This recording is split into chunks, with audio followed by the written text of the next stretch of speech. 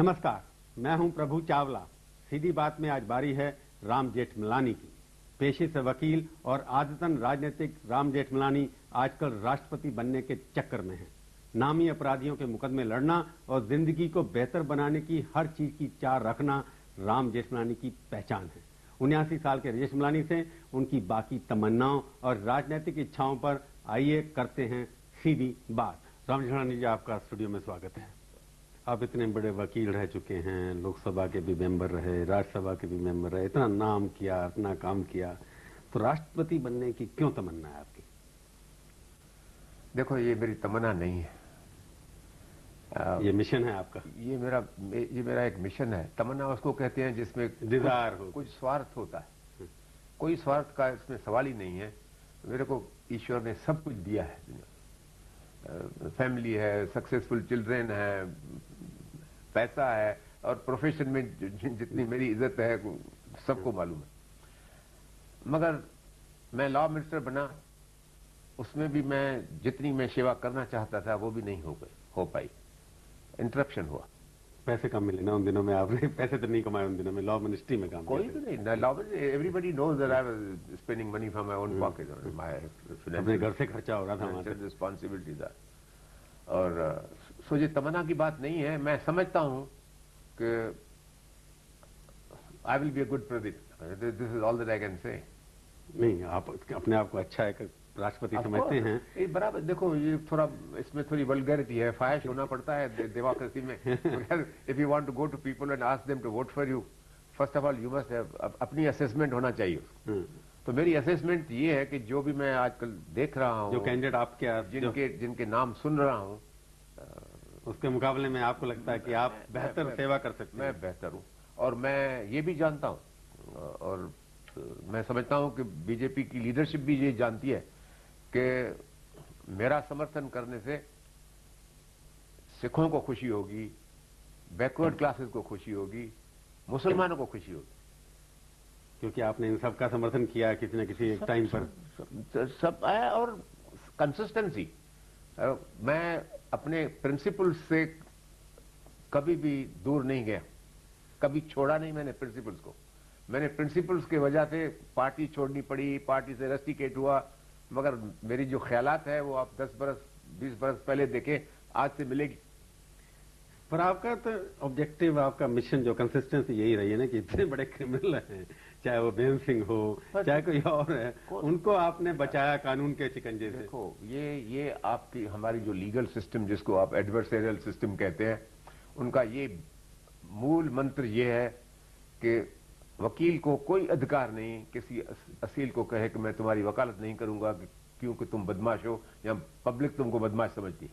नहीं, पर अगर आपको राष्ट्रपति बना तो लोग ये कह रहे हैं कि राष्ट्रपति भवन में भी जाके आपकी सिंपैथी धोनी के साथ रहने वाली है ना? What nonsense. There is no question of sympathy of her client, of sympathy with the client.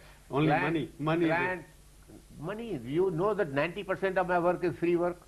मैं जब केयर सिंह की या उसकी वकालत की थी, बलबीर सिंह की, तो पैसा लिया था, मेरा पैसा जेब से खर्चा था। How many cases have I fought which are free? वो गिनती नहीं करती है। राष्ट्रपति के जब कैंडिडेट आप कहते हैं सबसे बढ़िया कैंडिडेट हूँ, जो आपने कहा है, इसमें आपके खिलाफ ये भी है, आपके क्रिटिक्स बोल सकते हैं कि आप केवल स्मगलर्स को डिफेंड करते हैं, एंटी नेशनल एलिमेंट को डिफेंड करते हैं। ये बिल्कुल गलत बात है। राष्ट्रपति कैंडिडेट, ये बिल्कुल गलत बात है। मैं लीगल सिस्टम को डिफेंड करता हूँ कि आपने लीगल सिस्टम बनाई है, उसका पहले उसूल है कि वकील का फर्ज है सबकी वकालत करना, और वकील को कोई अधिकार नहीं है अपने क्लाइंट के ऊपर जजमेंट दे। जजमेंट का काम जो है वो अदालत का काम है। पर राष्ट्रपति के पास पार्डन की एक शक्ति होती है। आप वकील की दृष्टि से वो देखना शुरू कर देंगे तो सबको छोड़ देंगे फिर? नहीं, ये बिल्कुल गलत बात है। President is bound by cabinet advice. Cabinet के मशवरा से उसको चलना है, और कैबिनेट की एडवाइस उनके ऊपर बाइंडिंग है, बंदेला है उनसे। ये नहीं समझो कि प्रेसिडेंट साहब घर में बैठ के किसको भी छोड़ सकता है, ये बिल्कुल गलत है। ये लेमैन का भ्रम है। जो पार्टी के साथ जो आपका अपना व्यू है, आप रेबल किस्म के, जैसे इस्तीफा दिया तो आपने प्रेस कॉन्फ्रेंस तब आपने अटैक किया प्राइम मिनिस्टर के ऊपर। आप इसको रेबेलियन क्यों कहते हैं? आप इसको ये क्यों नहीं कहते हैं कि सत्य के साथ मेरी वफादारी है? सत्य के साथ तो राष्ट्रपति भवन में जब जाएंगे जो कैबिनेट का सत्य होगा और आपके सत्य में टकराव होने वाला है। और नहीं होगा। हिंदुस्तान को इंडिपेंडेंट प्रेसिडेंट की आवश्यकता है। जो opposition party, the ruling party के बीच में ताराजी जो है वो ठीक रखे, सीधी रखे। रामधन, इतनी खूबियां आप में इतनी सारी हैं, तो और आपकी पार्टी बीजेपी, जिसके आप कभी वाइस प्रेसिडेंट थे, आपने इस्तीफा दे दिया था उसके बाद, हाँ। तो वो सब गुण उनको दिखाई क्यों नहीं दे रहे आप? और वो गुण देखो ना, आजकल गुणों की जो पड़ताल होती है वो बड़ा डिफेक्टिव है। तो आप कह रहे हैं कि आप सबसे अच्छे कैंडिडेट, आप बड़ी डिफेक्टिव है। अगर वो पीसी अलेक्जेंडर को आपके ऊपर प्रेफरेंस दे रहे हैं। नहीं, सब लोग भाई, उसको कोई होगा, उनका कोई बड़ा मकसद होगा इस बात में। मैं ये राज समझ नहीं पाया हूँ आज तक क्यों कर रहे हैं, मगर उसमें जरूर कुछ न कुछ समझदारी होगी। ये समझदारी कभी न कभी जाहिर होगी, और जाहिर नहीं होगी तो समझेंगे तो बेवकूफी का काम हो गया। क्योंकि आप महाराष्ट्र के हैं तो आप जानते होंगे ना कि आप उसमें वाइस प्रेसिडेंट रहे हैं, पार्लियामेंट्री बोर्ड में भी रहे हैं। मैं खूब जानता हूँ, मगर मेरे से कुछ कहलाओ मत। क्यों खिलाने के लिए तो बुलाया आपको यहाँ पर हमने। आप प्रधानमंत्री से मिले। ये पब्लिकली मैं डिस्कस करने के लिए तैयार नहीं हूँ, ठीक नहीं है, क्योंकि अभी तक मैं कैंडिडेट भी नहीं हूँ और वो भी ऑफिशियल कैंडिडेट नहीं। ऑफिशियल कैंडिडेट बनेंगे जब स्पॉन्सर किए जाएंगे। अगर कैंडिडेचर हो गई तो फिर तो आप अमेरिका में देखते हो, जब इलेक्शन लड़ते हैं प्रेसिडेंट की, तो क्या बोलते हैं एक दूसरे के लिए, बोलते हैं, फिर बोलेंगे कुछ ना कुछ। नहीं, अभी आपको क्या लगता है कि आपको वो एक्सेप्ट करेंगे कि नहीं करेंगे?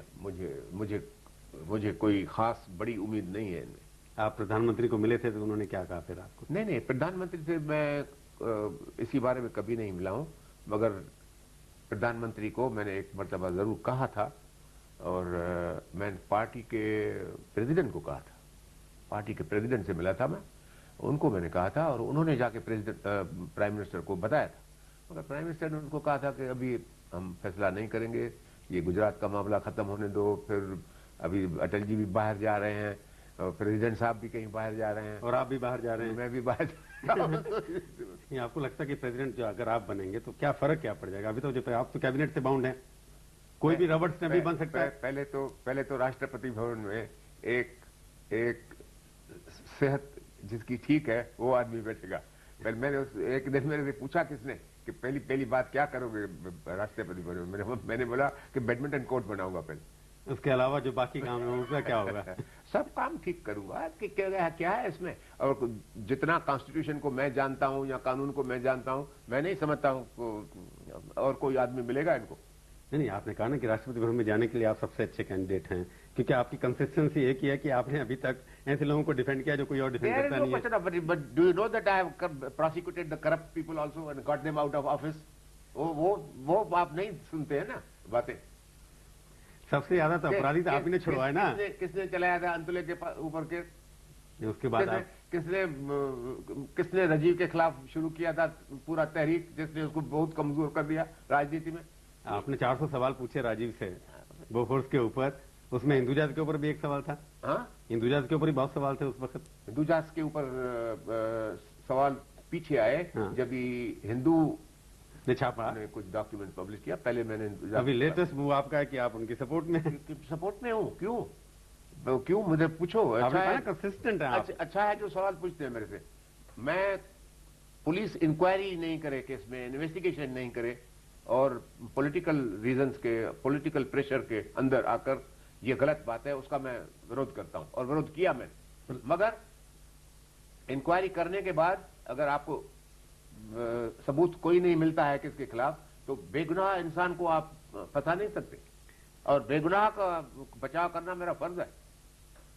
राम, आपने कितने बेगुनाहों को बचाया और कितने गुनाहगारों को जेल में भेजा है, इसके ऊपर हम चर्चा करेंगे एक छोटे से ब्रेक के बाद। नमस्कार, सीधी बात में आपका स्वागत है। आज हम बात कर रहे हैं मशहूर वकील और भूतपूर्व केंद्रीय मंत्री राम जेठमलानी से। राम जेठमलानी जी, आप कह रहे थे कि मैंने काफी लोगों को जेल में बंद कराया, करप्शन के खिलाफ भी कुछ काम किए, परंतु कंसिस्टेंसी की जब आप बात करते हैं, आपने जयललिता के साथ भी केस लड़ा, उनको आपने प्रोटेक्ट किया, और उसके बाद वो सबसे पहले थी जिन्होंने आपका इस्तीफा मांग लिया। नहीं, ये आपको जानना चाहिए कि मैं जयललिता की जब वकालत की थी, कौन से केस में की थी? उसी केस में की थी वकालत उसकी जिसमें उसके ऊपर आरोप लगाया था सुब्रमण्यम स्वामी ने कि तुम राजीव गांधी के खून में शामिल थी और तुम्हें मालूम था कि इसका खून होने वाला है, और तुमने ये छुपा के रखी थी बात। ऐसी बेहूदी और बिल्कुल नहीं, कहने का मतलब उसी ने आपका इस्तीफा सबसे पहले मांगा बाद में जब कंट्रोवर्सी हुई। खैर, वो तो फिर सुब्रमण्यम स्वामी के साथ वो मिल गई, ये तो उनकी पॉलिटिक्स है।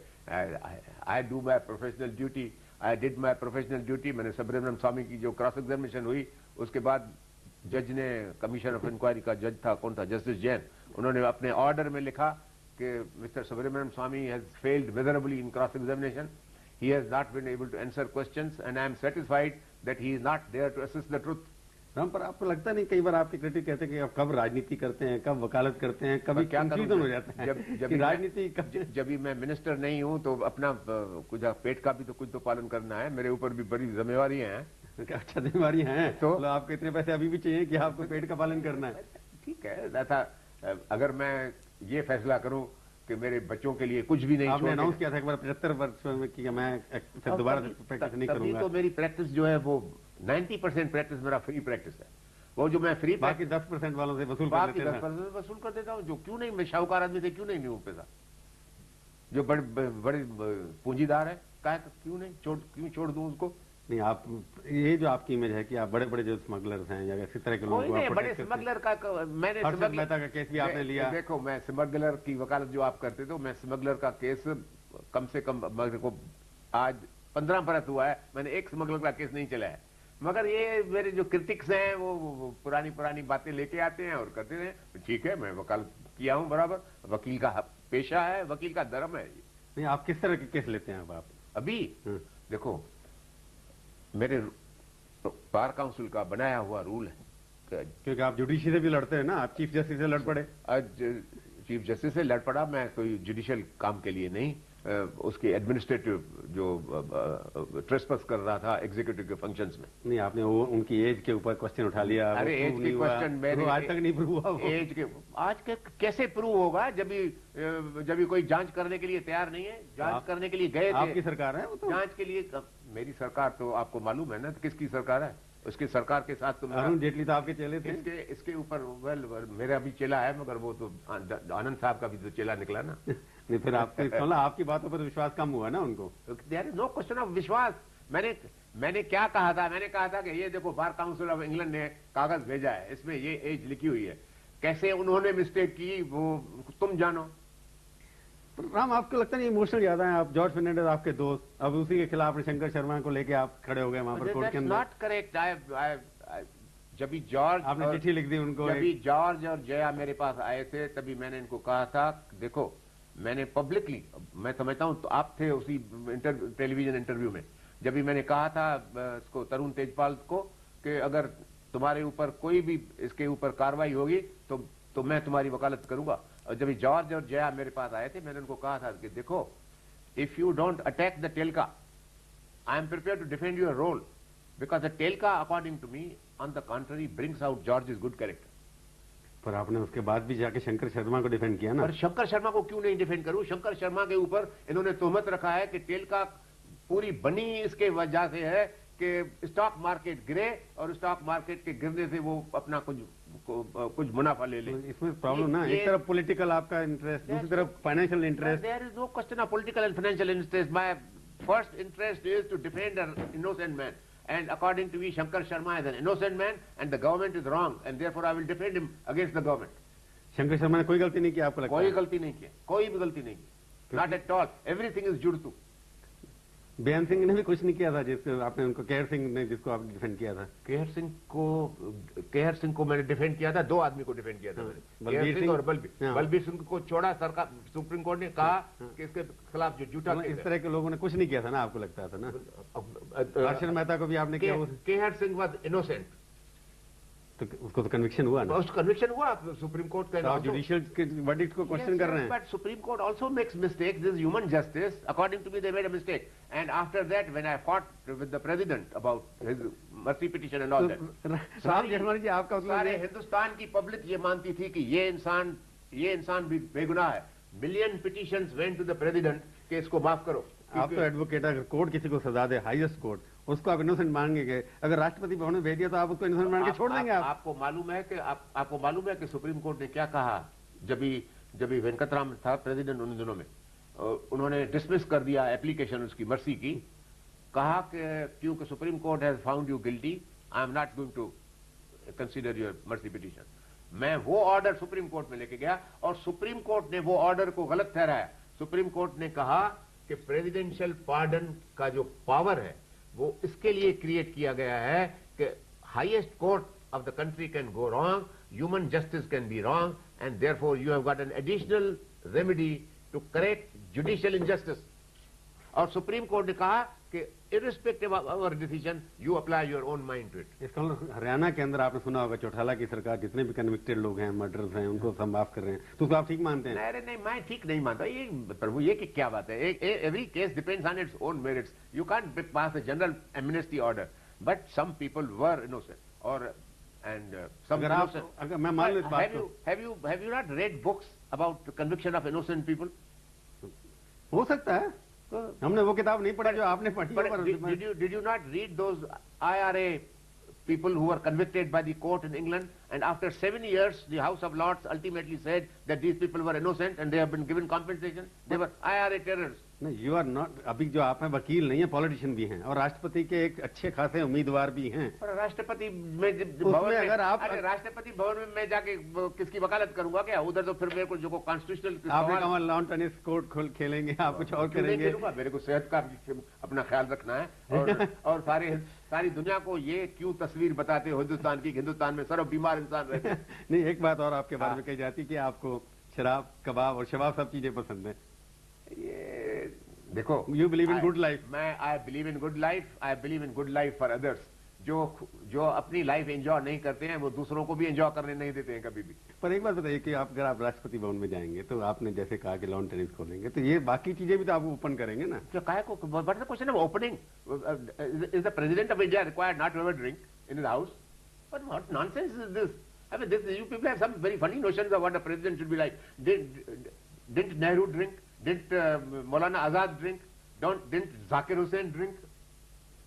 मेरे को पता नहीं है करते थे कि नहीं। आपको लगता है कि ड्रिंक राष्ट्रपति भवन में थोड़ा लिबरलाइजेशन आना चाहिए? There is no question of there is no prohibition in Rashtrapati Bhavan. I beg your pardon. You don't know what Rashtrapati Bhavan is like. Directive principle उसमें तो प्रोहिबिशन है। No. Directive principles.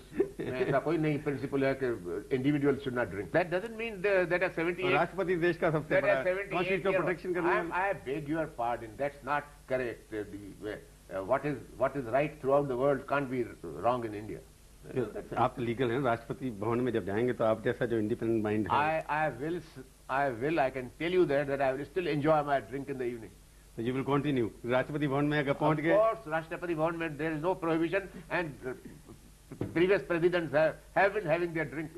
But if Nehru Prime Minister was drinking, isn't it? You know that surely.